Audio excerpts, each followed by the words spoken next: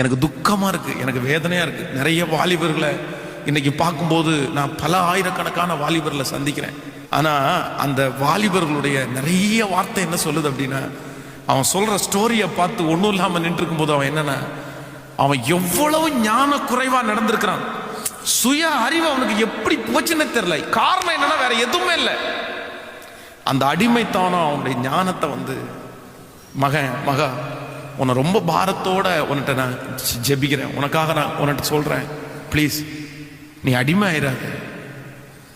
நீ ஏதோ ஒன்று உன்னை அடிமைப்படுத்துறதுக்கு விட்டுறாத.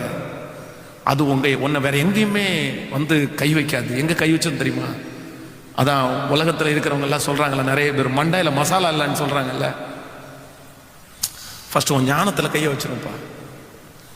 உன் ஞானத்துல மட்டும் ஞானம் மட்டும் உன்னை விட்டு போயிருச்சு அப்படின்னா, இந்த இனி இருக்கிற இந்த உலகத்துல ஒன்னால